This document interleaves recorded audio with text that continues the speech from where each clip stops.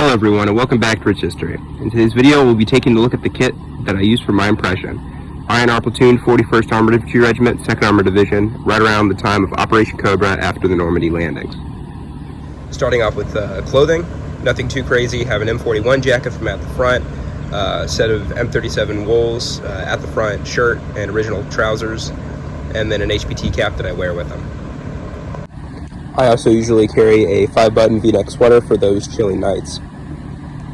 Something specific to the 41st Armored Infantry was that they had these camis that are frog skin, similar to the United States Marine Corps pattern. These were issued to the 2nd Armored right after D-Day, but they were quickly recalled because other U.S. units would mix them up with the German SS camo, and friendly fire incidents occurred quite frequently. We have my Type 2 service shoes. These are SM Wholesale, and then a pair of just gaiters to protect the shoes against like mud getting in the inside and all that stuff. For personal items, I carry everything in a gas mask bag because for the 2nd Armored, they would have their haversacks on the side of half tracks and they would get like ripped off. So basically right after Normandy, haversacks were pretty much just lost. So people would carry their personal gear in gas mask bags once they figured out that the Germans weren't using chemical weapons. So they would like ditch the gas mask and just put stuff inside. I carry my mess kit and utensils in here, a rifle cleaning kit. I carry a sewing kit. Got a cigarette box that I keep my paperwork items in, like my identification papers. Have a French translation booklet, my pocket Bible, some food items, got a K ration, some cigarettes, got some matches, some gum, and then I have my dog tags and my watch. I also carry some of these condensed novels, which they made for soldiers. They would take like famous novels or publications, and then they like shrink them down and then like condense them. And then I carry a basic field manual. It has a lot of useful information in there. Equipment wise, got my M1 Garand. This is just a Denix replica, but I stained it and aged it so it looks the part. I have my web gear set up. So as you can see, got the M36 suspenders, but I do carry a lot of older web gear.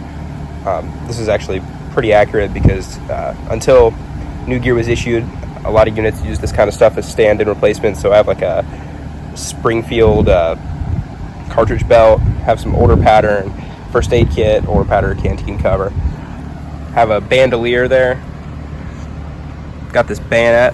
So this is a Utica cutlery one, it's an original. Have my canteen pouch, 1917 dated. Have a 1918 canteen in there with a 1944 cup, M43 entrenching tool, and then just standard World War I first aid pouch.